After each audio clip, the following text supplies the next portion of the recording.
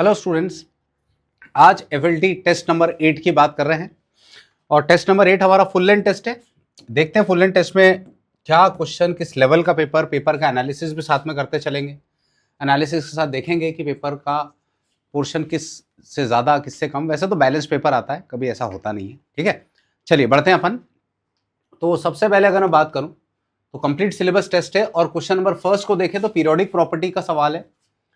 O+2 electrons gives del H EG का value है वो पॉजिटिव आ रहा है ना, जब ऑक्सीजन ने 2 इलेक्ट्रॉन गेन करे।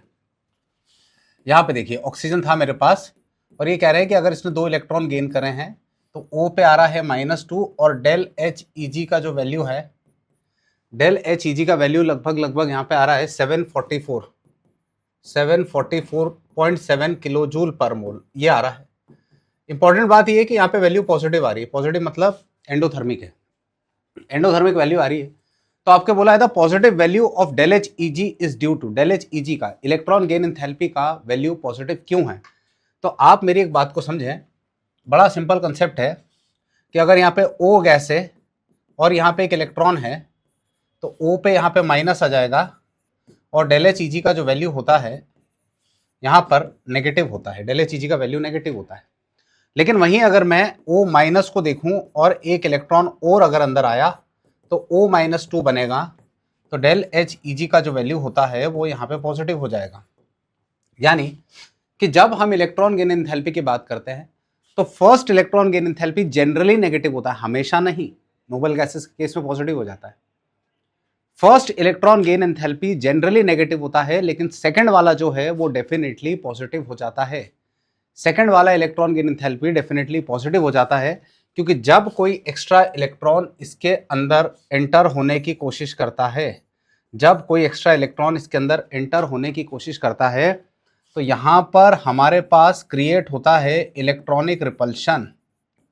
यहां पर हमारे पास क्रिएट होता है इलेक्ट्रॉनिक रिपल्शन और इस रिपल्शन के कारण डेल एच ईजी का वैल्यू क्या हो जाता है, पॉजिटिव। तो इलेक्ट्रॉनिक रिपल्शन के कारण तो energy is released to add 1 electron to O- या energy is needed to add 1 electro O-1। यहां पर एनर्जी इज रिक्वायर्ड हो जाता है। अगर आपको O- में एक इलेक्ट्रॉन ऐड करना है तो एनर्जी रिक्वायर्ड हो जाता है, जिसके कारण इसका वैल्यू पॉजिटिव हो जाता है। आगे बढ़ते हैं। Calculate the amount of nitrogen gas produced on heating 1 gram of ammonium dichromate. मूल कॉन्सेप्ट का सवाल है, पी ब्लॉक का इक्वेशन को यूज करके करा है। तो ammonium dichromate NH4 whole twice और ये Cr2O7 होता है। जब ये डिकम्पोज होगा तो यहाँ पे मिल जाएगा मुझे N2, यहाँ पे आपको मिल जाएगा आपका Cr2O3 और यहाँ पर आ जाएगा ये H2O, ऐसा कुछ आएगा। ये इक्वेशन बनेगा। बैलेंस करेंगे तो यहाँ पे लगाना पड़ेगा मुझे 4। ये इक्वेशन मेरा बैलेंस हो गया है। एंड मैं यहाँ पे देखता हूँ कि जब ये 1 मोल है तो 1 मोल जो मेरा कंपाउंड है तो उससे नाइट्रोजन भी मेरा 1 मोल मिल रहा है। इसका मतलब इसका मॉलिक्यूलर मास है 252 ग्राम। जब रिएक्ट कर रहा है तो 28 ग्राम नाइट्रोजन मिलेगा। जब ये 1 ग्राम रिएक्ट करेगा तो x होगा। तो जो वेट ऑफ नाइट्रोजन आएगा आपके पास में यहाँ पे, तो वेट ऑफ नाइट्रोजन जो आएगा वो इक्वल टू आपके पास आ जाएगा, कितना आ जाएगा वेट ऑफ नाइट्रोजन, ये आ जाएगा 252 है ना, सॉरी, ये आ जाएगा आपका 28/252, that is equal to 0.11 gram, that is equal to 0.11 gram. तो ये मेरा आंसर आने वाला है। ठीक, क्वेश्चन 48 की बात करें। विच of the following represents the correct order of increasing electron enthalpy. Which of the following represents the correct order of increasing electron gain enthalpy? Electron gain enthalpy. तो इलेक्ट्रॉन गेन एंथैल्पी की बात करें तो आपके पास एक यहाँ पे ग्रुप नंबर 16 है और एक ग्रुप नंबर बोलो क्या है, 17 है। 16 की बात करूं मैं तो ऑक्सीजन, ये सल्फर है, यहाँ पे फ्लोरीन है और ये बोलो कौन है, क्लोरीन है। एक ऑक्सीजन एक सल्फर है, एक फ्लोरीन और एक ये क्या दिख रहा है, क्लोरीन। ये सेकेंड पीरियड का एलिमेंट है, ये थर्ड पीरियड का एलिमेंट है। और हम एक बात बहुत अच्छे से जानते हैं कि del H EG of third period element जो होता है वो ज़्यादा होता है del H EG of second period element. Del H EG third period element का ज़्यादा होता है, किससे, del H EG of second period element. बात समझे। तो तो सेकंड पीरियड एलिमेंट के डेल एच ई जी का जो वैल्यू है वो कम आएगा, थर्ड पीरियड का ज़्यादा आएगा। एंड दूसरी बात ध्यान रखना कि डेल एच ई जी है ना, यहाँ पे अगर अपन बात करें कि डेल एच ई जी G17 का जो होता है वो ज़्यादा होता है G16 से। 17 का डेल एच ई जी ज़्यादा होगा, तो 17 का अगर डेल एच ई जी ज़्यादा है तो क्लोरीन का ज़्यादा, फिर फ्लोरीन, और सल्फर का ज़्यादा, फिर ऑक्सीजन। क्लोरीन का ज़्यादा, फिर फ्लोरीन, और फिर सल्फर का ज़्यादा, और फिर ऑक्सीजन। तो करेक्ट ऑर्डर की अगर अपन बात करेंगे यहाँ पे तो ये आ जाएगा क्लोरीन, फ्लोरीन, सल्फर और ऑक्सीजन। ये आपका डेल एच ई जी का ऑर्डर आएगा। क्वेश्चन नंबर 49, क्वेश्चन नंबर 49 आपका केमिकल बॉन्डिंग से है। केमिकल बॉन्डिंग सवाल है, शेप और ज्योमेट्री निकालना है। तो मुझे नहीं लगता कि इसके अंदर हमें बहुत ज़्यादा डिटेल में जाने की ज़रूरत है। SF4 की बात करूँ तो सीसो आएगा, है ना। H2O की बात करोगे तो बेंट आएगा, है ना। XCF4 जो होता है वो स्क्वायर प्लेनर होता है, और BrF5 जो आएगा उसको अपन ले लेंगे यहाँ पे 7, 7 + 5 बोलो कितना होगा 12, है ना। ये ऐसा आ जाएगा। तो आप देखें यहाँ पे तो SF4 जो आ रहा है वो सीसो आ रहा है, मतलब A का 3 आ रहा है। तो ये दो ऑप्शन तो तुम्हारे चले गए, है ना। ये जो ऑप्शन है ये दोनों तो चले गए। ये वाले A का जो आ रहा है वो 3 आ रहा है, A का 3 आ रहा है और D का फर्स्ट आ रहा है, A का 3 और D का फर्स्ट, ठीक है। अब अपन यहाँ चेक कर लो, XCF4 आ रहा है स्क्वायर प्लेनर, मतलब C का 4 आ रहा है, C का 4 आ रहा है। तो ये आपका आंसर यहाँ पर डेफिनेटली करेक्ट आएगा, दैट इज B आंसर, ठीक है। नेक्स्ट क्वेश्चन है क्वेश्चन नंबर 50, थर्मोडायनेमिक्स सवाल है। If water vapour is assume to be a perfect gas, अगर वाटर वेपर को परफेक्ट गैस मान रहे हो, इसका मतलब H2O लिक्विड रहा होगा यहाँ पे, और यहाँ पर मेरे पास H2O बोलो क्या बना होगा, गैस, ऐसा कुछ बना होगा। आपसे डेल्टा H का वैल्यू दे रखा है यहाँ पे, और डेल्टा H का जो वैल्यू दे रखा है वो डेल्टा H का वैल्यू आपको दे रखा है 41 किलो जूल पर मोल, 41 किलो जूल पर मोल, ये डेल्टा H का वैल्यू दे रखा है। आपसे बोला डेल्टा U निकालिए, डेल्टा U निकालिए जब 1 मोल वाटर को वेपोराइज करा है 1 बार प्रेशर और 100 डिग्री सेंटीग्रेड पे, ठीक है। तो सिंपल सा टर्म है कि यहाँ लगाएं आप डेल्टा H बराबर delta U plus del NG/RT, delta H बराबर delta U plus del NG क्या लगाएं, RT। डेल्टा H की वैल्यू इन्होंने दे रखी है, दैट इज कितना 41, डेल्टा U निकालना है, डेल NG की वैल्यू 1 आ जाएगी। Number of moles of gas एक ही है, change in number of moles of gas एक ही है, ये तो लिक्विड है तो इसको नहीं लेंगे। Product minus reactant, product minus reactant, product के 1 मोल्स आ रहे हैं, रिएक्टेंट के तो कुछ कंसीडर करेंगे ही नहीं अपन। तो डेल NG अगर निकालना है तो 1 - 0, तो मेरे पास आंसर जो आएगा कितना आ जाएगा 1। बोलो आया डेल NG, और बोलो कितना लिखा है RT। R की वैल्यू कर देखेंगे अपन तो 8.3, टेम्परेचर लिखेंगे 373, टेम्परेचर कितना लिखेंगे 373, है ना। डिवाइडेड बाय मुझे इसको करना पड़ेगा 1000।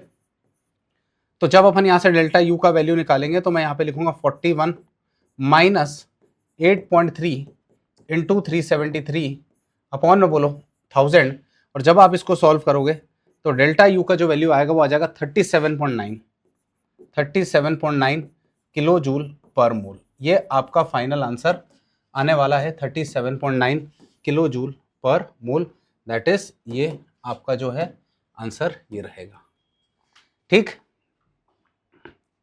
नेक्स्ट पढ़ते हैं क्वेश्चन नंबर 51, बायोमोलिक्यूल का है। अमाइलोज इज वाटर सॉल्युबल, है ना। Amylose is water soluble component which constitute 15 to 20% of starch, बिल्कुल सही है। स्टार्च जो होता है हमारा एक बायोमोलिक्यूल में कार्बोहाइड्रेट होता है, और स्टार्च दो कंपोनेंट से मिलकर बनता है, एक अमाइलोज है और एक अमाइलोपेक्टिन है। ये कह रहे हैं कि अमाइलोज जो होता है वो वाटर सॉल्युबल होता है, 15 से 20% है। अमाइलोपेक्टिन इज वाटर इनसॉल्युबल और 80 से 85% है। ये दोनों ही बातें बिल्कुल सही हैं, दोनों ही स्टेटमेंट बिल्कुल सही है, इसमें कोई डाउट नहीं है दोनों ही स्टेटमेंट में। So both statement 1 and 2 are correct. NCERT में जब आप स्टार्च ओपन करेंगे तो सबसे पहली ही लाइन यही लिखी है कि amylose is formed of 2 component, एक अमाइलोज और एक amylopectin, starch is formed of 2 component, है ना। चलिए नेक्स्ट क्वेश्चन, डी ब्लॉक का। द इक्विलिब्रियम डाइक्रोमेट से क्रोमेट को बोला है कैन बी शिफ्टेड। देखो एक बात समझो, जो क्रोमेट होते हैं, जब अपन क्रोमेट की बात करते हैं और दूसरा जो होता है डाइक्रोमेट, ये दोनों ही फॉर्म आपस में इंटरकन्वर्टिबल होते हैं। अगर क्रोमेट को एसिडिक मीडियम से पास करोगे तो डाइक्रोमेट, और डाइक्रोमेट को बेसिक मीडियम से पास करोगे तो क्रोमेट। क्रोमेट की बात करें तो क्रोमेट का जो फॉर्मूला होता है वो होता है CrO4 2-। डाइक्रोमेट का फॉर्मूला होता है Cr2O7 और 2-।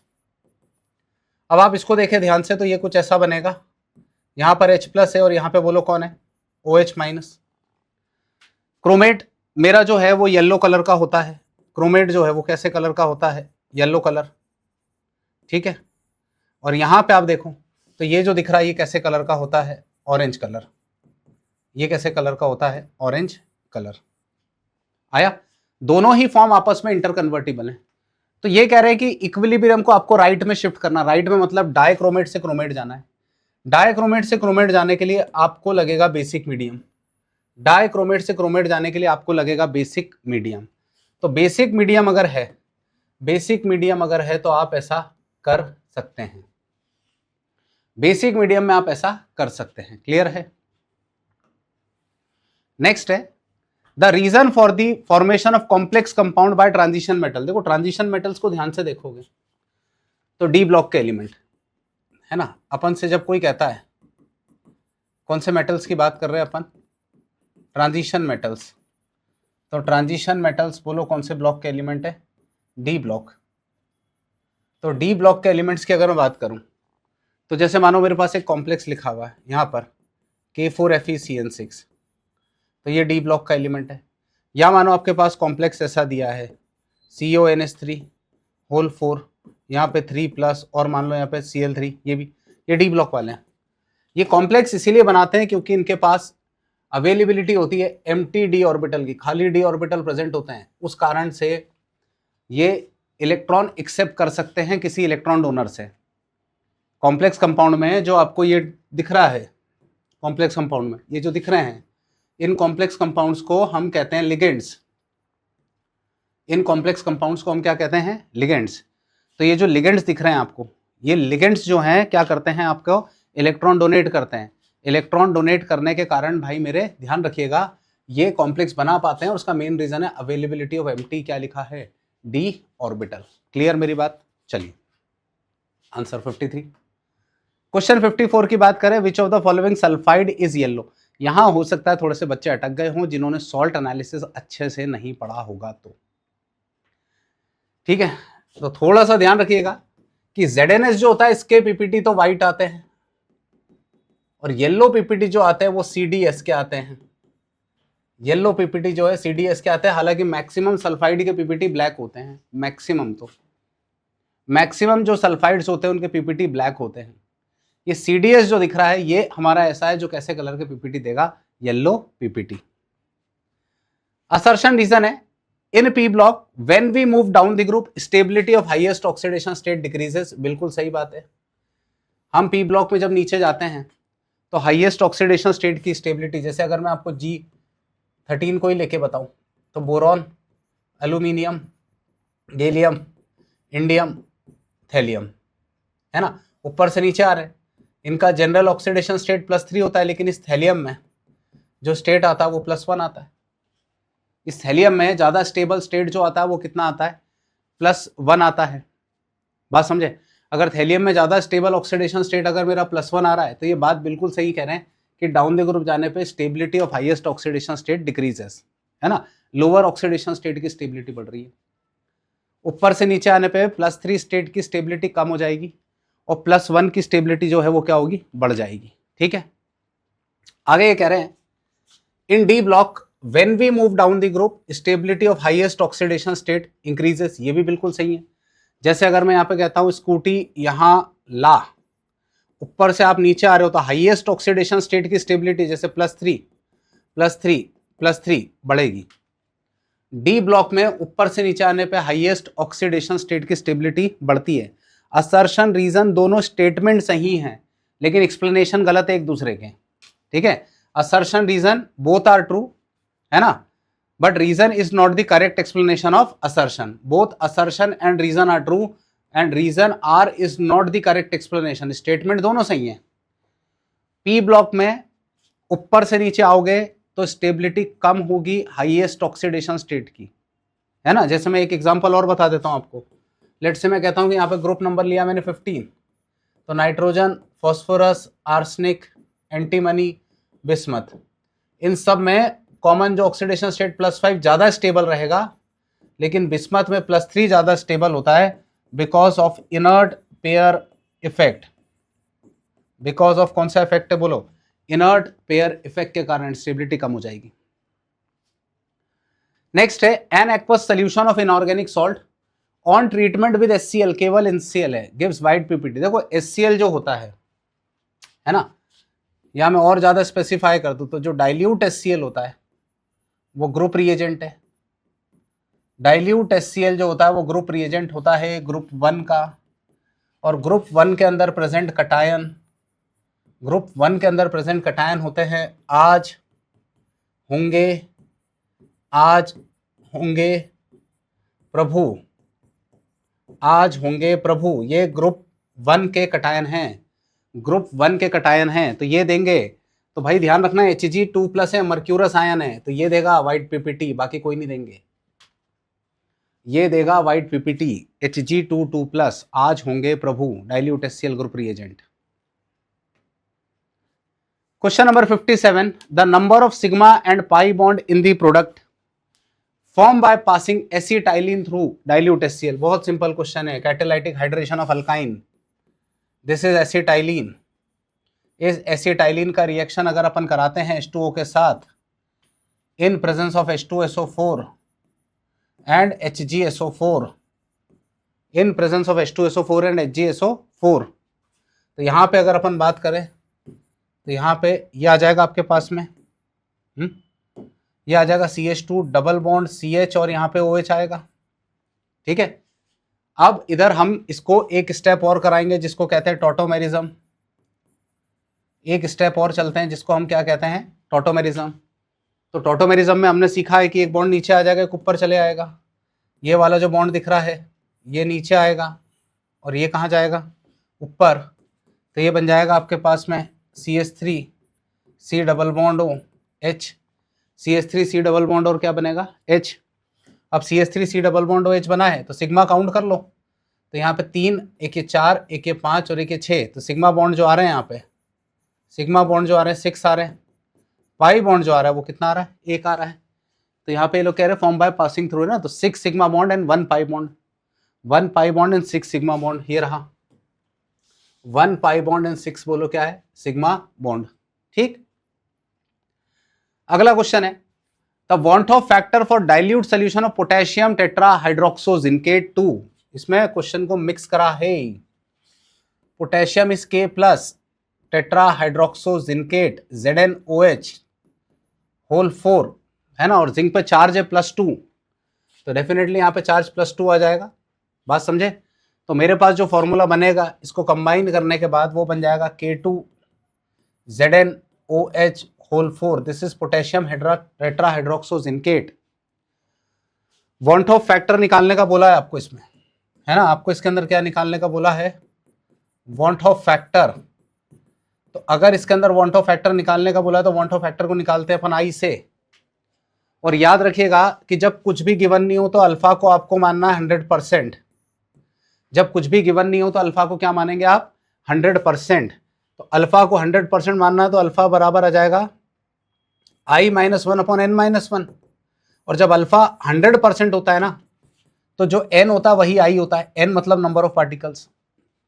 जब अल्फा नहीं गिवन है कुछ भी तो अल्फा की वैल्यू 100% मानेंगे जब अपन, है ना, अल्फा की वैल्यू क्या मानेंगे 100%, तो अल्फा बराबर I-1 अपॉन क्या लिखेंगे, n-1। तो नंबर ऑफ पार्टिकल्स यहाँ पे देखेंगे तो n बराबर 3 आ रहे हैं तो I का वैल्यू भी 3 आएगा, नंबर ऑफ पार्टिकल्स n बराबर 3 आ रहे हैं तो I बराबर भी 3 आएगा। तो यहाँ पे जो मेरा आंसर है वही आ जाएगा 3, tetrahydroxozincate. Question number 58, next, which of the following is an outer orbital complex as well as diamagnetic in nature, outer orbital भी और डायमैग्नेटिक भी है। Which of the following complex is outer orbital as well as diamagnetic. तो पहली बात तो outer orbital भी और डायमैग्नेटिक भी हो, तो क्रोमियम की अगर मैं बात करूं तो क्रोमियम यहाँ पे +3 आएगा, पहले वाले कॉम्प्लेक्स की अगर मैं बात करूं। फर्स्ट वाले कॉम्प्लेक्स को अगर अपन देखें तो CrNH3 है और यहाँ पे 3 है और ये 3+ है, तो Cr पे चार्ज आएगा +3 और ये बनेगा 3d3, तो d3 आ गया ये तो। और d1 d2 d3 जब भी होता है उनमें नेचर सेम ही होता है, स्ट्रॉन्ग लिगेंड हो वीक लिगेंड हो, उससे कोई फर्क नहीं पड़ता है। वैसे ही बात करूं मैं CO NH3, यहाँ पे 6 3+ है और आप यहाँ पे कोबाल्ट पे निकालेंगे तो CO पे आ जाएगा +3, तो 27 मतलब 3d6 आ जाएगा, ये d6 आएगा और 4s0, तो d6 आ रहा है मतलब ये तो इनर ऑर्बिटल की तरफ जाएगा।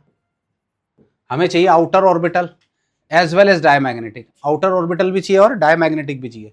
तो मुझे यहाँ पे सिंपल सा जो आंसर दिख रहा है ना वो Zn दिख रहा है। अब Zn को ध्यान से देखो, यहाँ पे कितना 2+ है, तो Zn पे अगर 2+ आ गया तो 3d10 आएगा और 4s0 आएगा। अब D तो पूरा भरा हुआ है ना, तो इलेक्ट्रॉन जो भी यहाँ जाएंगे बाहर वाले में, D पूरा फिलफिल्ड है, D पूरा फिलफिल्ड है मतलब ये कैसा हो जाएगा डायमैग्नेटिक, और डायमैग्नेटिक के साथ साथ कैसा हो जाएगा ये आउटर ऑर्बिटल। तो हमारा जो आंसर है वो यही आएगा, that is ZnNH3। Question number 60 organic का है, ईथर्स का। Give the product of the following reaction. 3 degree का ईथर दिख रहा है आपको इसके अंदर, 3 डिग्री का ईथर दिख रहा है। जब 3 डिग्री का ईथर होता है और ये एक टाइप का न्यूक्लियोफिलिक सब्स्टिट्यूशन है और आप इसका रिएक्शन करा रहे हो HI के साथ में, 3 डिग्री का ईथर है तो 3 डिग्री के ईथर में बॉन्ड डेफिनेटली यहां से जाएगा, यहाँ पे आ जाएगा माइनस और यहाँ पे बोलो कौन आएगा प्लस, है ना, इधर चलेगा या माइनस और ये बोलो कौन है प्लस, समझ आया। तो 3 डिग्री की जब बात करते हैं अपन तो यहाँ पे बन जाएगा मिथाइल, यहाँ पे आ जाएगा मिथाइल, यहाँ पे आ जाएगा मिथाइल, यहाँ पे आ जाएगा I और यहाँ पे आ जाएगा CH3OH, बोलो आया। ये यहाँ पे जो फॉलो कर रहा है वो कौन से मैकेनिज्म को फॉलो कर रहा है, SN1 मैकेनिज्म। यहाँ जो फॉलो कर रहा है किसको फॉलो कर रहा है, SN1 मैकेनिज्म। और SN1 मैकेनिज्म के बारे में बात करूँ तो कार्बोकटाइन की ज़्यादा स्टेबिलिटी को देखते हैं अपन, तो एल्काइल हैलाइड आपका यहाँ पे 3 डिग्री का मिलेगा और एल्कोहल 1 डिग्री का, तो 3 डिग्री का एल्काइल हैलाइड और एल्कोहल 1 डिग्री, ये आंसर क्लियर है मेरी बात। सो बच्चों क्वेश्चन नंबर 61 की तरफ बढ़ते हैं। केमिकल इक्विलिब्रियम का सवाल है, the equilibrium constant for reaction, है ना, the equilibrium constant for reaction. यहाँ पे आप देखें 20 है तो इक्विलिब्रियम कांस्टेंट फॉर रिएक्शन निकालने को बोला है।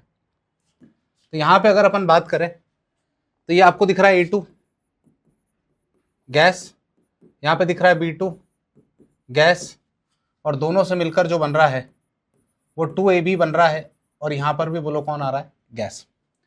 नाउ इधर देखें अपन तो K का वैल्यू दे रखा है, K का वैल्यू आपको दे रखा है 20, इक्विलिब्रियम कांस्टेंट का वैल्यू 20 दिया है। आपसे बोला इक्विलिब्रियम कांस्टेंट फॉर रिएक्शन, बहुत ही सिंपल क्वेश्चन है, रिवर्स करके दे दिया है।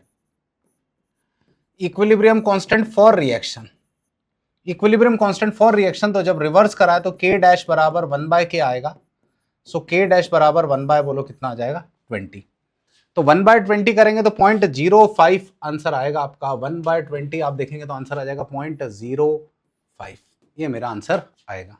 ठीक है, इक्वेशन को सिंपल क्या करा है, रिवर्स करा है ना, तो रिवर्स करने में जो K है उसका वैल्यू बोलो क्या हो जाता है इनवर्स। ठीक है, आगे बढ़ते हैं।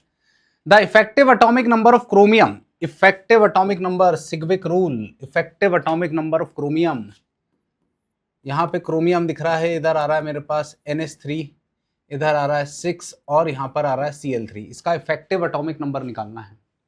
तो इफेक्टिव एटॉमिक नंबर जिसको हम EAN कहते हैं, तो EAN निकालने का तरीका होता है X minus Y plus Z, है ना। EAN निकालने का तरीका होता है X माइनस वाई प्लस कितना होता है Z, जहाँ पे X जो होता है इसका मतलब होता है atomic number of CMI, Y का मतलब होता है ऑक्सीडेशन स्टेट ऑफ CMI, और Z जो होता है वो होता है electrons gained from ligand, electrons gained from ligand, electrons gained from क्या लिखा है लिगेंड, है ना।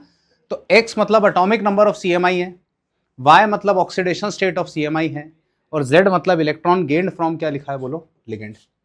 तो इलेक्ट्रॉन गेन्ड फ्रॉम लिगेंड की जब अपन बात कर रहे हैं यहाँ पे ठीक है, तो क्रोमियम का अगर मुझे EAN निकालना है तो क्रोमियम का EAN निकालेंगे तो 24 निकालेंगे, और 24 के बाद यहाँ पे Y है तो Y मतलब ऑक्सीडेशन स्टेट निकालेंगे क्रोमियम का। क्रोमियम का ऑक्सीडेशन स्टेट आ जाएगा +3, तो 24 -3 आएगा। और एक लिगेंड 2 इलेक्ट्रॉन देता है, ध्यान रखना, एक लिगेंड जो होता है वो 2 इलेक्ट्रॉन देगा। सिंगल लिगेंड हमेशा कितने इलेक्ट्रॉन देगा? 2, तो 2 लिगेंड देगा, तो यहाँ पे लिखेंगे 2 × बोलो 6, तो ये आ जाएगा 24 -3 + 12, तो ये आ जाएगा 21 + 12, है ना, तो 21 + 12 तो ये आ गया 33। तो इसका जो EAN आ रहा है, इफेक्टिव एटॉमिक नंबर, वो कितना आ रहा है? 33 आ रहा है। ठीक है, X - Y + Z, atomic number YZ। ठीक, नेक्स्ट क्वेश्चन आपका अमाइंस से है, और अमाइन से कह रहे हैं कि the decreasing order of basic strength of gas phase, gaseous phase में।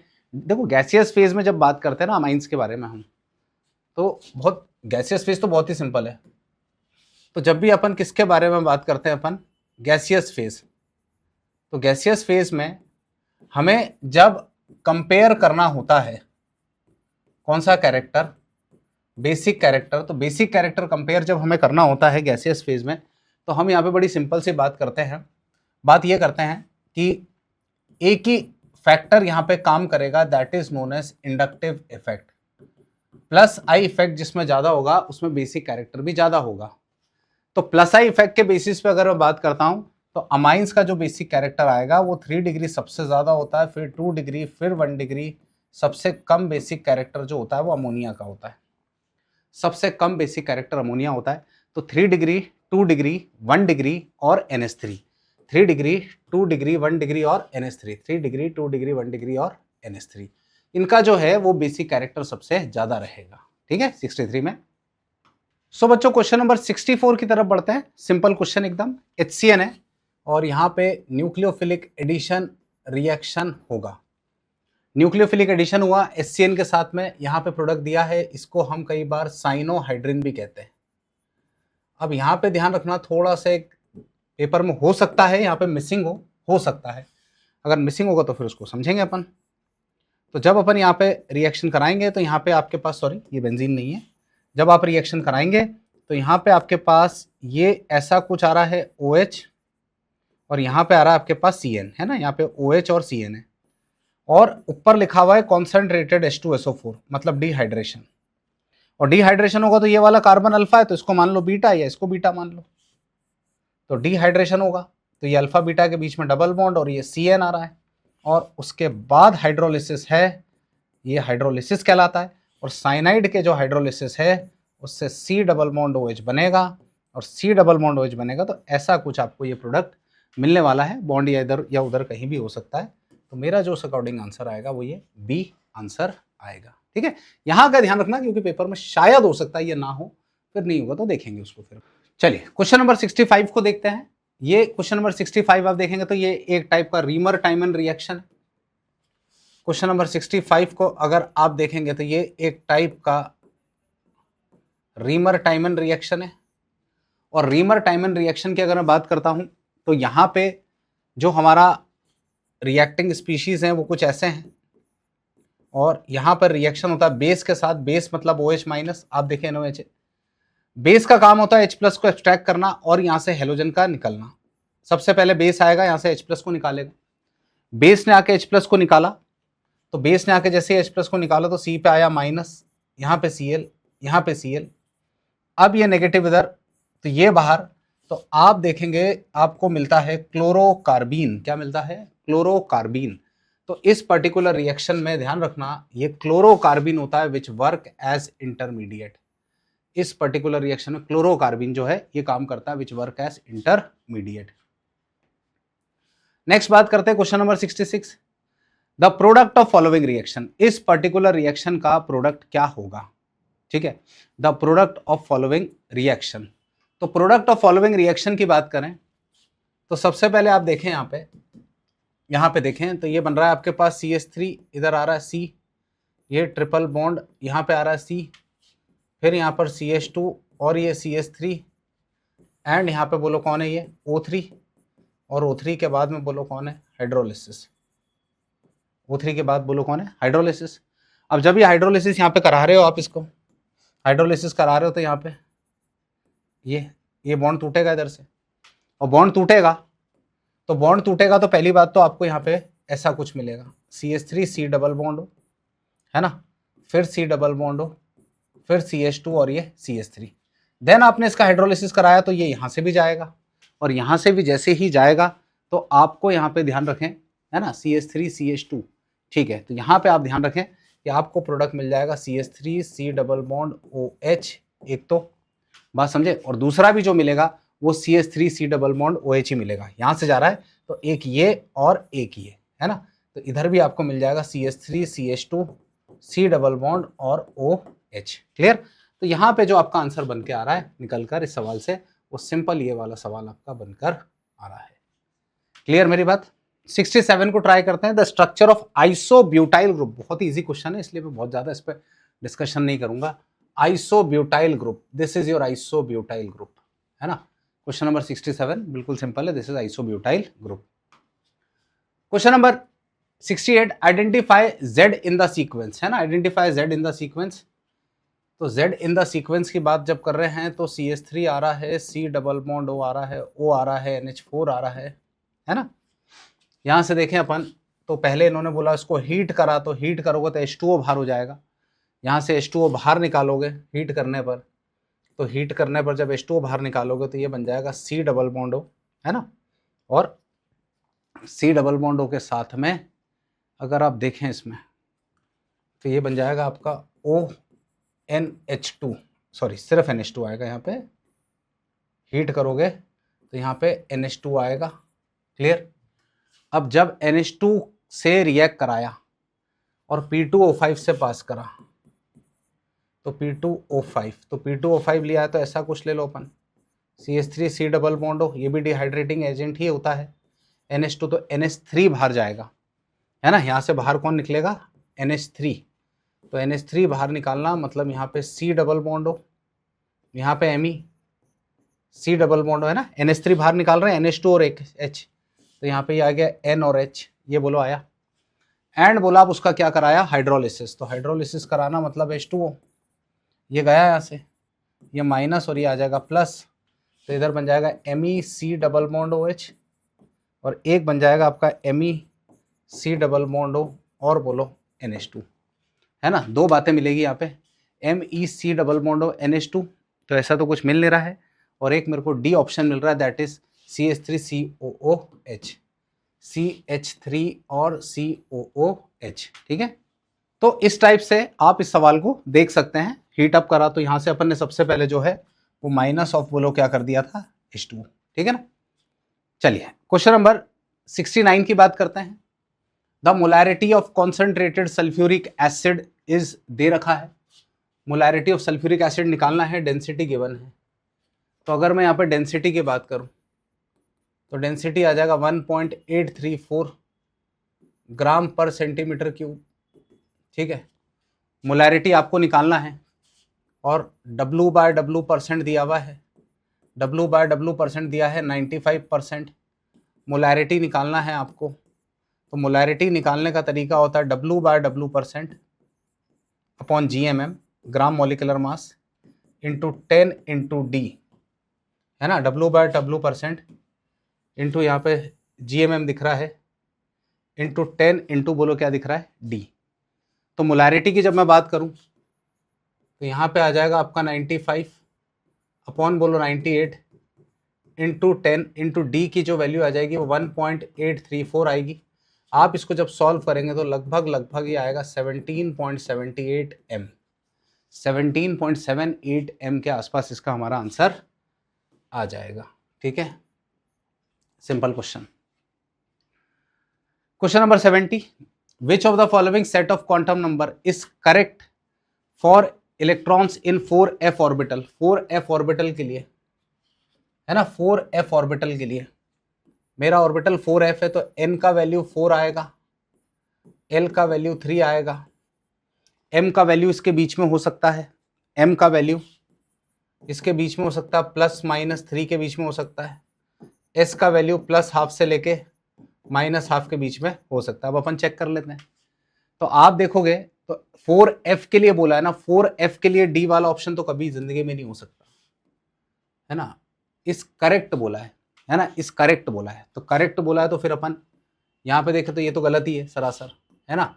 यहाँ पे देखो ये हो सकता है, यहाँ पे देखो n की वैल्यू 4, l की वैल्यू ये भी नहीं हो सकता, ठीक है, +4 ये भी नहीं हो सकता। ये करेक्ट आंसर आपका आएगा, क्योंकि आप देख लो n का वैल्यू 4 है तो l का वैल्यू 3 है ना। ये देखो ये दोनों मैच कर रहे हैं, और m का वैल्यू क्या हो सकता है, +3 से -3 के बीच में, तो +3 से -3 के बीच में मतलब +1 आ रहा है, ये वैल्यू हो सकती है। दैट इज आपका कौन सा वाला, सी आंसर। क्लियर है, चलो आगे बढ़ते हैं। सो बच्चों क्वेश्चन नंबर बढ़ते हैं 71 की तरफ। सॉल्यूशन चैप्टर से क्वेश्चन है, सिंपल है। Osmotic pressure of decimolar solution, तो मोलैरिटी दिया हुआ है यहाँ पे m/10, decimolar solution of urea, temperature दिया है 27 डिग्री सेंटीग्रेड, R का वैल्यू दिया है, तो आप यहाँ पे लगाओ ना पाई बराबर CRT। सो पाई बराबर CRT लगाएंगे तो डेसीमोलर सॉल्यूशन मतलब 1/10 है, 1/10 का मल्टीप्लाई कर देंगे 0.083, टेम्परेचर अपन यहाँ पे रखेंगे 300, तो ये कैंसिल हो गया 1000, ये 2 0 से 2 0 कैंसिल, तो पाई बराबर ये आ जाएगा 3 3 9, 249 अपॉन में बोलो 100, दैट इज इक्वल टू 2.49 बार। सो ये आपका सिंपल सा ऑस्मोटिक प्रेशर यहाँ पे कैलकुलेट करके आ जाएगा 2.49 बार। नेक्स्ट क्वेश्चन की बात कर रहे हैं, for spontaneous process, spontaneous process के लिए क्या होना चाहिए। तो स्पॉन्टेनियस प्रोसेस की अगर मैं बात करता हूं, है ना, तो डेल एस टोटल बोला है ना, डेल एस टोटल, भाई जितने भी स्पॉन्टेनियस प्रोसेस होते हैं ना उन सब में एंट्रोपी का वैल्यू बढ़ता है। स्पॉन्टेनियस प्रोसेस जितने भी होते हैं ना उन सब में डेल एस टोटल का वैल्यू जो होता है वो पॉजिटिव होना चाहिए, बढ़ना चाहिए, या मैं कह सकता हूं कि del S total must be greater than 0, del S total must be greater than 0। All natural process are spontaneous, और स्पॉन्टेनियस प्रोसेस में डेल एस टोटल का वैल्यू जो होता है वो 0 से ज्यादा होना चाहिए। नेक्स्ट क्वेश्चन की बात कर रहे हैं, calculate log of equilibrium constant for the reaction. Calculate log of equilibrium, दी गई हमें साम्य स्थिरांक का लॉग ज्ञात करें, है ना। तो देखो जरा, तो इस पर्टिकुलर रिएक्शन की अगर मैं बात करता हूं, फॉर अ रिएक्शन, है ना, E0 सेल दे रखा है, तो अपनों को पता है कि E0 सेल जो होता है वो इक्वल टू आता है यहाँ पर, E0 सेल है ना इक्वल टू आ जाएगा 0.059/n लॉग ऑफ k, ये होता है 0.059/n लॉग ऑफ k। और यहाँ पे जो इलेक्ट्रॉन का ट्रांसफर हो रहा है, आप ध्यान से देखें, इस पर्टिकुलर रिएक्शन में जो इलेक्ट्रॉन्स के ट्रांसफर हो रहे हैं वो n बराबर 2 हो रहा है। इलेक्ट्रॉन का ट्रांसफर जो है वो n बराबर कितना हो रहा है, 2, तो n बराबर 2 हो रहा है, तो E0 सेल की वैल्यू दे रखी है 0.46, और यहाँ पे आ रहा है 0.059/2, और यहाँ पे आ जाएगा लॉग ऑफ k। तो लॉग ऑफ k की अगर मैं वैल्यू निकालूंगा तो ये आ जाएगा 0.46 मल्टीप्लाइड बाय 2 अपॉन में 0.059, ऐसा आ जाएगा, है ना। तो लॉग ऑफ k जो आपको कैलकुलेट करना है यही तो निकालना है।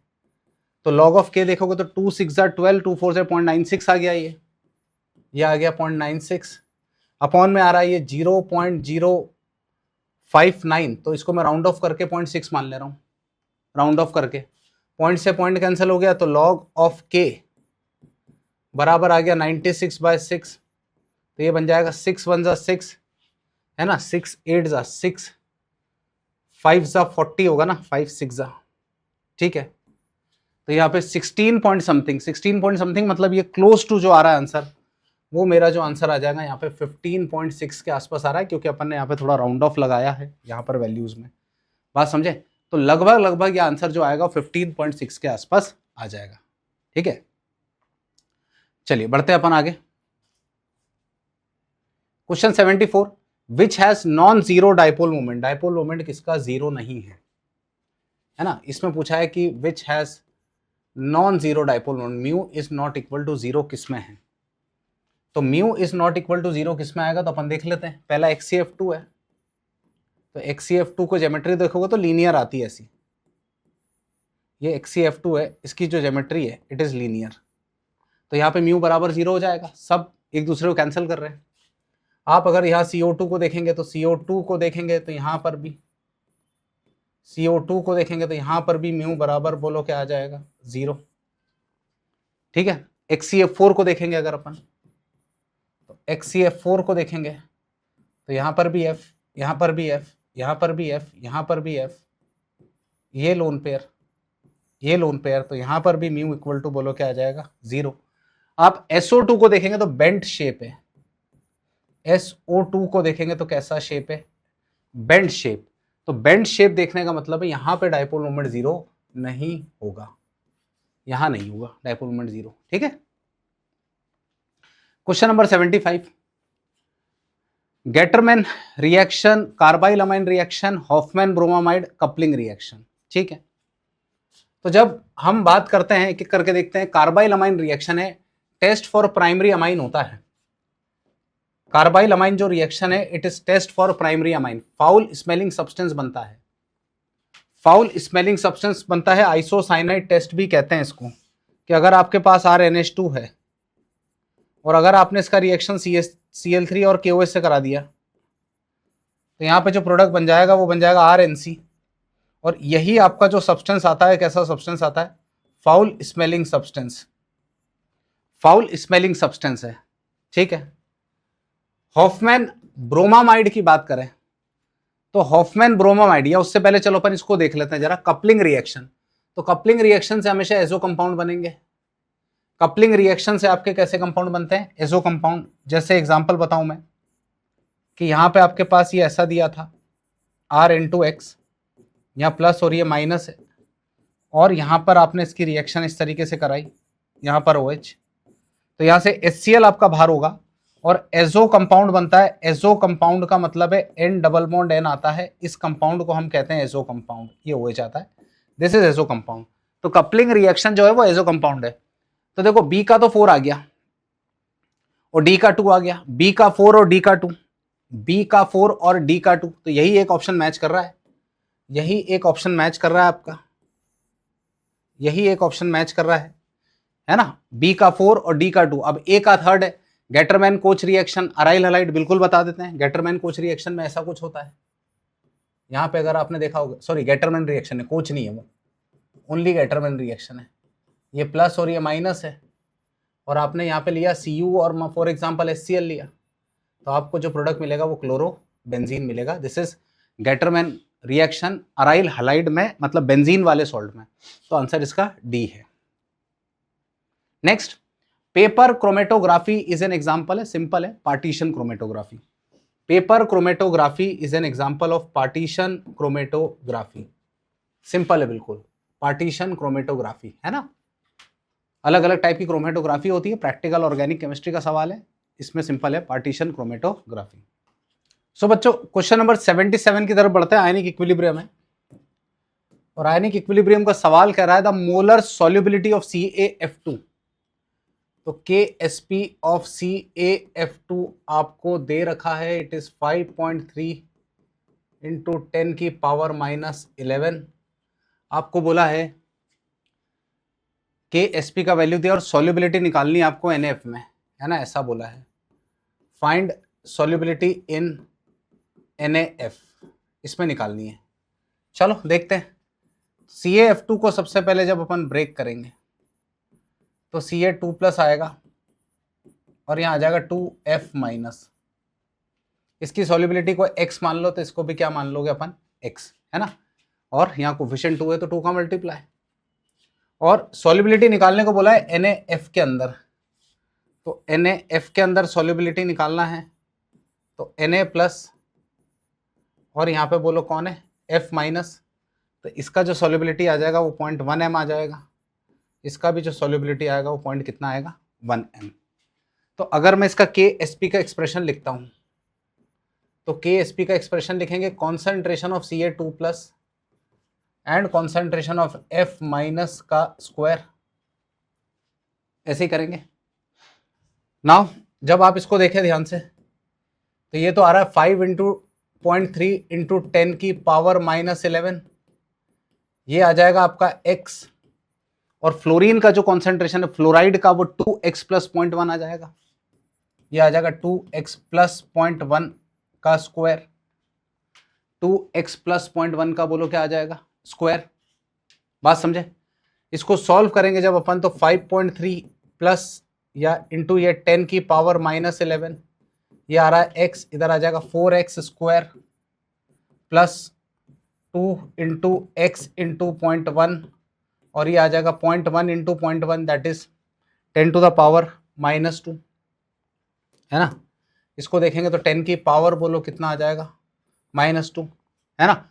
मल्टीप्लाई करेंगे अपन तो 5.3 इंटू 10 की पावर -11 इक्वल टू आ जाएगा ये 4x की पावर 3, ये आ जाएगा 2x स्क्वायर इंटू 0.1, और ये आ जाएगा 10 की power -2 into X. Higher power को हम नेग्लेक्ट करते हैं, हायर पावर को हम नेग्लेक्ट करेंगे, हायर पावर को नेग्लेक्ट करोगे तो मिलेगा 5.3 इंटू 10 की पावर -11 इक्वल टू आएगा 10 की पावर -2 इंटू एक्स। तो x की वैल्यू आ जाएगी 5.3 इंटू 10 की पावर -11 अपॉन 10 की पावर -2, तो 5.3 इंटू 10 की पावर -9। ये हमारा सिंपल सा आंसर आएगा मोल पर लीटर में। तो ये रहा हमारा सिंपल सा आंसर। हायर पावर को नेग्लेक्ट करते हैं क्योंकि जैसे 0.1 है, 0.1 का स्क्वायर करोगे तो 0.01 आएगा, 0.01 का स्क्वायर करोगे तो 0.001 आएगा, और बढ़ते जाएगा वैसा वो, इसलिए हायर पावर को नेग्लेक्ट करते हैं। क्वेश्चन अगला, composition of Fehling solution A and B respectively are. A और बी फेलिंग सोल्यूशन जो है उसका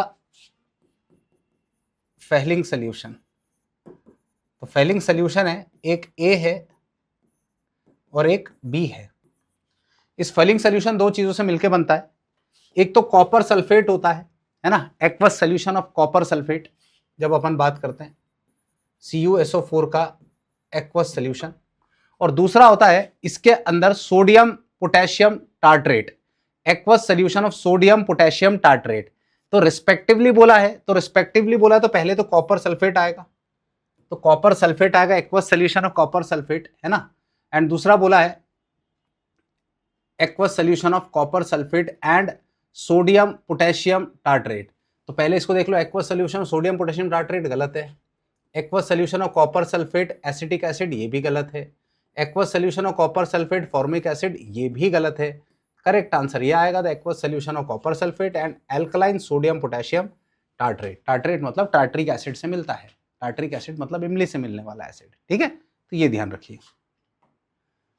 question number 79, the standard electrode potential for Daniell cell is 1.1 volt. ठीक है, डैनियल सेल की बात कर रहे हैं। इक्वेशन सामने लिख कर दिया हुआ है, Zn सॉलिड है, यहाँ पे Cu2+ है, यहाँ पे एक्वस है, फिर Zn2+ है, फिर यहाँ पे एक्वस है, और यहाँ पे Cu है, और ये क्या है सॉलिड है। यहाँ पे अगर आप देखेंगे n का वैल्यू 2 है, यहाँ का देखेंगे n का वैल्यू बोलो क्या है 2 है, और सिंपल सा हम यहाँ रिलेशन लगाएंगे कि डेल्टा G0 इक्वल टू होता है -NFE0 सेल। डेल्टा G0 बराबर होता है -NFE0 सेल, और आपको स्टैंडर्ड गिब्स फ्री एनर्जी ही पूछा है। तो डेल्टा G0 की अगर मैं बात करता हूँ तो -2 आ जाएगा, इधर 96500 आ जाएगा, E0 सेल की 1.1 वोल्ट, और 1000 से डिवाइड करेंगे तो किलो जूल में आंसर आएगा। 1000 से डिवाइड करेंगे तो 2 0 से 2 0 क्या हो गया कैंसिल। तो डेल्टा G का वैल्यू अगर अपन देखें तो 1.1 है ना ये, तो 2 5 ज़ा 10, 2 6 ज़ा 12, और एक 13 का 1, 2 9 ज़ा 18, और एक ये 19 इंटू 1.1 अपॉन में बोलो कितना आ रहा है 10। ये 0 से 0 कैंसिल हो गया, तो 193 इंटू 1.1 अगर देखेंगे आप तो लगभग ये 212 के आसपास आना चाहिए, माइनस साइन के साथ, है ना। 212.27 किलो जूल विद कौन सा साइन, माइनस साइन, क्योंकि ये माइनस यहाँ चला आ रहा है, माइनस यहाँ आ रहा है, इधर भी माइनस, तो इधर भी डेफिनेटली क्या आएगा माइनस। क्लियर है। तो बच्चों क्वेश्चन नंबर 80 की तरफ बढ़ते हैं। 80 वाला क्वेश्चन केमिकल बॉन्डिंग से ही है। The number of hybrid orbitals, है ना, देखते हैं एक एक करके जरा। ऐसा दिया है, the number of hybrid orbitals are equal to the number of atomic orbitals that are hybridized. ये बात बिल्कुल सही है, जितने एटॉमिक ऑर्बिटल आपस में कंबाइन होंगे ना उतने ही हाइब्रिड ऑर्बिटल्स आपको मिलेंगे। ये फिक्स है, ये हमेशा चेंज नहीं होता कभी भी। अगर मान लो 2 एटॉमिक ऑर्बिटल कंबाइन हो रहे हैं ना, तो हाइब्रिड ऑर्बिटल भी 2 ही मिलेंगे। 3 एटॉमिक ऑर्बिटल कंबाइन हो रहे हैं तो हाइब्रिड ऑर्बिटल भी 3 मिलेंगे। s और p ऑर्बिटल मिलता है तो sp हाइब्रिडाइजेशन, तो उसमें 2 हाइब्रिड ऑर्बिटल मिलते हैं आपको। जैसे यहां पे बात करूं कि एक ऑर्बिटल मेरे पास ये s है और एक ऑर्बिटल p है, आपस में जब ये हाइब्रिडाइज होते हैं तो ये ऐसा कुछ बनाते हैं, यहां पर ये प्लस, ये प्लस, ये माइनस, ये माइनस। बात समझ आए? तो 2 हाइब्रिड ऑर्बिटल मिलेंगे आपको, और 2 हाइब्रिड ऑर्बिटल से मेरा मतलब है कि यहाँ पे ये जो दोनों दिख रहे हैं ये ऐसे कुछ मिलेंगे आपको, equivalent in shape and equivalent in energy. Equivalent in shape and equivalent इन क्या लिखा है? एनर्जी, है ना। दूसरी बात बोला इन्होंने, hybrid orbitals are equivalent in shape and equivalent energy. बिल्कुल बात सही है, शेप भी सेम आता है, एनर्जी भी कैसा आएगा? Same. The bond form by hybrid orbitals are less stable than bond form by atomic orbital. गलत बात है, हाइब्रिड ऑर्बिटल से ज्यादा स्ट्रॉन्गर बॉन्ड बनते हैं। अगर हाइब्रिड ऑर्बिटल पार्टिसिपेट करके बॉन्ड बना रहा है ना, तो बॉन्ड की स्ट्रेंथ हमेशा क्या आएगी? ज्यादा आएगी, ज्यादा स्ट्रॉन्गर बॉन्ड बनेगा। ये गलत है। Bond form by hybrid orbital are more stable than atomic orbital. ये बात बिल्कुल सही है। तो हमारे लिए हमारा 1, 2 एंड 4 सही है। 1, 2 एंड 4 बिल्कुल सही है। 1, 2 एंड 4 बिल्कुल सही है। ठीक है, क्वेश्चन नंबर 81 को देखें। Which of the following cannot act as both Bronsted acid and Bronsted base. तो बच्चों, जब अपन ब्रॉन्स्टेड थ्योरी की बात करते हैं, है ना, तो ब्रॉन्स्टेड थ्योरी में जो एसिड होता है वो H+ डोनर होता है, बात समझे, और जो बेस होता है वो H+ एक्सेप्टर होता है। H+ क्या होता है? एक्सेप्टर। तो जैसे पहला एग्जांपल दिख रहा है आपको HCO3, तो H+ डोनेट करके, H+ डोनेट करके ये बनाएगा CO3 minus 2 minus, H+ accept करके, CO3 माइनस ही है ना, H+ एक्सेप्ट करके ये बनाएगा H2CO3, H2CO3, है ना, ऐसा कुछ एक्सेप्ट करके ये बनाएगा H2CO3। बात समझे? वैसे ही अपन यहां पे बात करें NH3 के बारे में, तो NH3 में ध्यान रखना ये बन जाएगा NH4+ एक्सेप्ट करके, डोनेट करके बनेगा NH2 माइनस। लेकिन जो HCl दिख रहा है वो सिर्फ डोनेट कर सकता है, can only donate H+, can only donate, क्या लिखा है? H+, केवल H+ क्या कर सकता है? डोनेट। तो HCl यहाँ पे दोनों की तरह काम नहीं कर सकता है। HCl यहाँ पे दोनों की तरह काम नहीं करेगा। ये भी कर सकता है, लूज करेगा, अगर ये गेन करेगा तो H2SO4 बना सकता है, लूज करेगा तो SO4 2 माइनस बना सकता है। ये केवल एक ही काम कर सकता है, वो है H+ क्या करना? डोनेट। तो दोनों की तरह काम नहीं कर पाएगा ये। अगला क्वेश्चन है structure of atom. What is the maximum wavelength of line in Lyman series, in Balmer series? Maximum wavelength of line, है ना, मैक्सिमम वेवलेंथ ऑफ लाइन पूछी है इन कौन सी सीरीज? बाल्मर। तो ये n बराबर 1 ले लो, ये n बराबर 2 ले लो, n बराबर 3 ले लो, n बराबर 4 ले लो, n बराबर 5 ले लो, और ये n बराबर ले लो इन्फिनिटी, है ना। यहाँ पे अगर आप देखें तो यहाँ पे आपके पास n बराबर 1 है, n बराबर 2 है, n बराबर 3 है, n बराबर 4 है, n बराबर 5 है, और n बराबर इन्फिनिटी है। और बाल्मर सीरीज की मैक्सिमम वेवलेंथ, तो बाल्मर सीरीज की अगर मैं बात करूं तो बाल्मर सीरीज को आप ध्यान से देखें तो एक लाइन मेरी बाल्मर की यहां आ जाएगी, ये, और एक लाइन मेरी यहां आ जाएगी। तो इधर देखेंगे आप तो इसको बोलेंगे अपन line of E minimum, minimum energy, या लेमडा मैक्सिमम, बात समझे। और इसको बोलेंगे हम लाइन ऑफ ई मैक्सिमम, या लेमडा मिनिमम, या फिर लेमडा मिनिमम। आपसे बोला है मैक्सिमम वेवलेंथ, बोला है मैक्सिमम वेवलेंथ, मतलब इसकी बात कर रहे हैं N3 से N2 की तरफ। मैक्सिमम वेवलेंथ, लेमडा मैक्स की बात कर रहे हैं, तो लेमडा मैक्सिमम की बात करेंगे तो 3 से हम बात कर रहे हैं 2 की तरफ।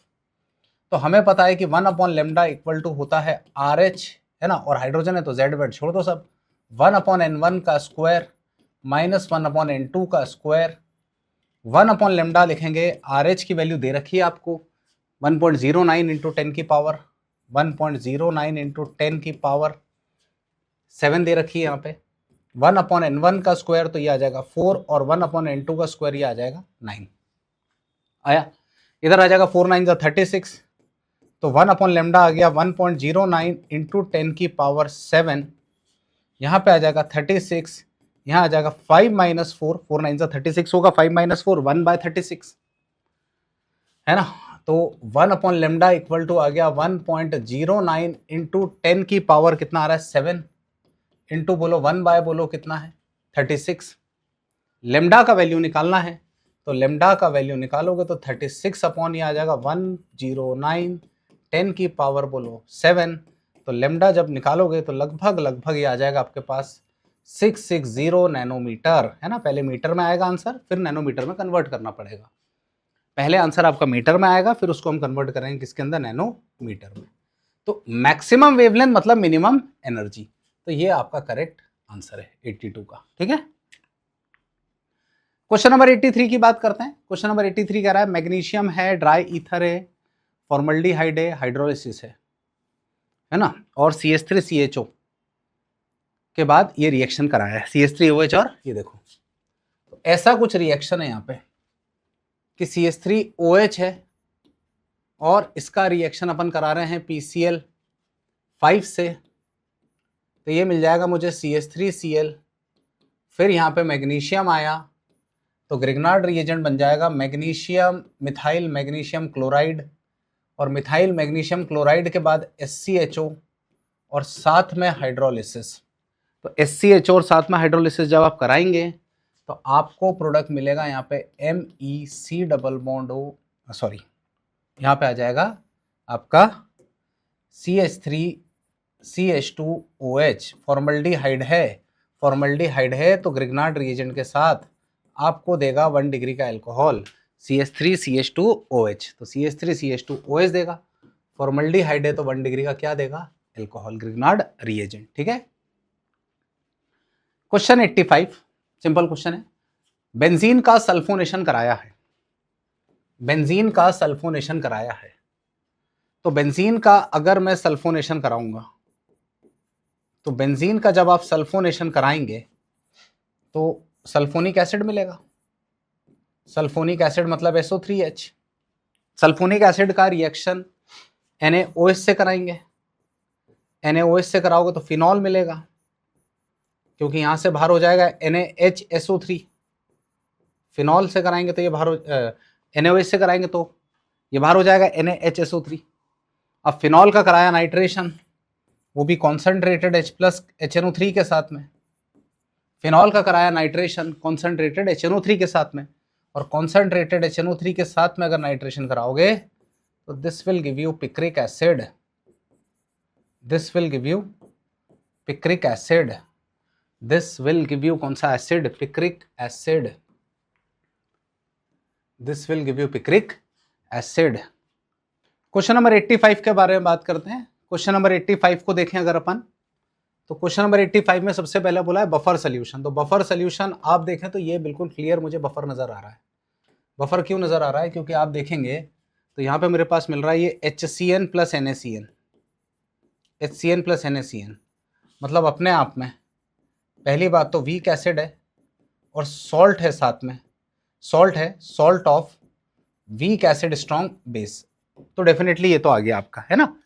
उसके बाद एल्कलाइन सोल्यूशन बोला है, तो एल्कलाइन सोल्यूशन डेफिनेटली आ जाएगा। क्यों आ जाएगा, क्योंकि जब आप CH3COONA को पानी में डालोगे तो पानी में डालोगे तो ये कुछ हाइड्रोलाइज होकर ऐसा कुछ मिलेगा, CH3COH और NaOH, NaOH is a very stronger base, NaOH is a very stronger base, strong base है। एसिडिक सोल्यूशन तो ये आ जाएगा आपका, एसिडिक सोल्यूशन ये इसलिए आएगा क्योंकि जब आप FeCl3 को पानी में डालेंगे तो आपको मिलेगा ferric hydroxide FeOH whole thrice और साथ में मिलेगा HCl, स्ट्रॉन्ग एसिड है। और आखिरी वाला जो केस दिख रहा है that is neutral solution NaNO3, salt of strong acid strong base, salt of strong acid and strong base. तो उस हिसाब से जब आप आंसर को मैच करते हैं, उस हिसाब से जब आप आंसर को मैच करेंगे तो ये C आंसर आपका निकल कर आ जाएगा कि 4 का जो आ रहा है, A का जो आ रहा है वो 4 आ रहा है, और जो B आ रहा है उसका 3 आ रहा है, है ना, सी का फर्स्ट, सी का डेफिनेटली फर्स्ट, और ये क्लियर है आपका क्वेश्चन नंबर 85। क्वेश्चन नंबर 86 की बात करें, केमिकल काइनेटिक्स का सवाल है, which of the following graph is drawn for, ये ग्राफ किसके लिए ड्रॉ किया गया है? टी हाफ वर्सेस कॉन्सेंट्रेशन का ग्राफ है, टी हाफ वर्सेस कॉन्सेंट्रेशन का ग्राफ है, और टी हाफ वर्सेस कॉन्सेंट्रेशन का ग्राफ स्ट्रेट लाइन है, मतलब कॉन्सेंट्रेशन पे डिपेंड कर रहा है, टी हाफ कॉन्सेंट्रेशन पे डिपेंड कर रहा है। तो टी हाफ हमने पढ़ा है, टी हाफ है ना, सॉरी, टी हाफ हमने पढ़ा है, और हमने ये पढ़ा है कि जो टी हाफ होता है वो आर नॉट बाय 2k होता है जीरो ऑर्डर के लिए, directly proportional. T half R naught by 2k होता है, आर नॉट बाय 2k होता है कौन से ऑर्डर के लिए? जीरो ऑर्डर के लिए। तो टी हाफ जो आएगा वो डायरेक्टली प्रोपोर्शनल, बोलो किसके आ जाएगा? आर नॉट और स्ट्रेट लाइन। तो ये जो ग्राफ आपका आ रहा है ये कौन से ऑर्डर के लिए आ रहा है? जीरो ऑर्डर, जीरो ऑर्डर, ठीक है। नेक्स्ट बात करते हैं अबव रिएक्शन, पेरोक्साइड दिया हुआ HBr है ना, इलेक्ट्रोफिलिक एडिशन नहीं, फ्री रेडिकल एडिशन है। फ्री रेडिकल एडिशन की बात करूं तो CH3CH डबल बॉन्ड CH2, यहाँ पे HBr आ रहा है, और यहाँ पर लिखा है मेरे पास, बोलो क्या? पेरोक्साइड। तो यहाँ पे लगाऊंगा मैं AMR, AMR का मतलब है एंटी मार्कोनिकोव रूल, इसी को कहते हैं पेरोक्साइड इफेक्ट, या इसी को कहते हैं खराश इफेक्ट। ये प्लस और ये माइनस, तो आपका मिल जाएगा यहाँ पे CH3CH2Br, नेगेटिव पार्ट वहाँ जाएगा जहाँ ज़्यादा हाइड्रोजन है, पॉजिटिव पार्ट वहाँ जाएगा जहाँ कम हाइड्रोजन है, ठीक है। तो इस हिसाब से आपका जो आंसर आया वो आपका आंसर ये आ जाएगा, है ना, 87।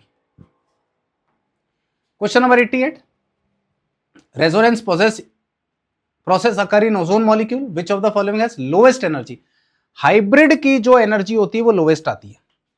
आप ध्यान से देखें तो ये वाला स्ट्रक्चर और ये वाला स्ट्रक्चर, ये दोनों स्ट्रक्चर होते हैं कैनोनिकल स्ट्रक्चर, ये दोनों स्ट्रक्चर होते हैं कैनोनिकल, लेकिन ये जो दिख रहा है मेरा, ये जो दिख रहा है ये मेरा होता है hybrid structure, this is hybrid structure. तो हाइब्रिड स्ट्रक्चर की एनर्जी सबसे कम आएगी, हैज लोअर एनर्जी, तो हाइब्रिड स्ट्रक्चर मोस्ट स्टेबल होता है, उसकी एनर्जी ही सबसे क्या आएगी? कम।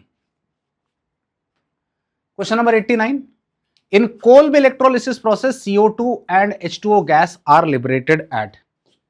तो कोल्ब इलेक्ट्रोलिसिस में क्या होता है वो भी देख लेते हैं अपन। ऐसा होता है RC डबल बॉन्ड ONA, और यहां पर होता है H2O, एंड इसका हम करते हैं इलेक्ट्रोलिसिस, और जब आप इलेक्ट्रोलिसिस करेंगे तो ये मिलेगा आपको R सिंगल बॉन्ड R, यहाँ पे आ जाएगा CO2 गैस, यहाँ पे आ जाएगा H2 गैस, और साथ में आपको मिलता है NaOH। NaOH मिलता है तो pH जो है वो सोल्यूशन का क्या हो जाता है? इंक्रीज। ना हाइड्रोजन गैस जो है वो रिडक्शन के कारण होता है, हाइड्रोजन गैस जो है वो किसके कारण होता है? रिडक्शन के कारण, है ना। यहाँ पर इसका जो होता है वो होता है रिडक्शन, और रिडक्शन जो होता है वो हमेशा कैथोड पर होगा, रिडक्शन हमेशा होता है कैथोड पर, बात समझे। और ये जो CO2 दिख रहा है इसका होता है ऑक्सीडेशन इस पार्ट का, और ऑक्सीडेशन जो होता है वो हमेशा बोलो कहाँ पर होता है? एनोड पर। तो ऑक्सीडेशन जो होगा वो हमेशा कहाँ होता है? एनोड पर, बात समझे। क्योंकि जब आप इसका रिएक्शन कराएंगे तो आपको दो चीजें मिलती हैं इसके अंदर, RC double bond O minus Na plus, क्योंकि नेगेटिव स्पीशी है इसलिए एनोड पर जाएगा, और एनोड पर हर समय बोलो क्या होता है? ऑक्सीडेशन, और यहां से वाटर से मिलता है H प्लस, जो कि हमेशा कैथोड पर जाएगा, जिसका क्या होता है? रिडक्शन। तो एनोड पर आपका CO2 मिलेगा और कैथोड पे आपका हाइड्रोजन, एनोड पर आपका CO2 और कैथोड पे हमेशा हाइड्रोजन। 89। क्वेश्चन नंबर 90 की बात करूं, free radicals are formed during halogenation of alkane. Free radicals, halogenation of alkane के दौरान जो फ्री रेडिकल बनता है ना, तो दोनों ही बनेंगे free radicals are formed during halogenation of alkane. तो अल्केन का जब हेलोजिनेशन अपन कराते हैं तो डेफिनेटली सबसे पहला जो स्टेप आता है उसको हम कहते हैं इनिशिएशन। तो इनिशिएशन कराएंगे तो सिंगल बॉन्ड Cl, ये एनर्जी आई, ये Cl का रेडिकल, ये Cl का रेडिकल। दूसरा जो स्टेप होता है उसको अपन कहते हैं प्रोपोगेशन। दूसरा जो स्टेप होता है उसको अपन क्या कहते हैं? प्रोपोगेशन। तो प्रोपोगेशन में Cl का रेडिकल जाएगा CH4 के पास, और जैसे ही जाएगा तो यहाँ पे ये CH3 का रेडिकल बनता है और यहाँ से बाहर हो जाता है HCl, है ना। तो डेफिनेटली दो बन रहे हैं, सारे ही रेडिकल बनते हैं। इनफैक्ट ये वाला रेडिकल भी बनता है, ये भी बनता है, ये भी बनेगा प्रोपोगेशन में, एंड आंसर आएगा आपके पास में ऑल।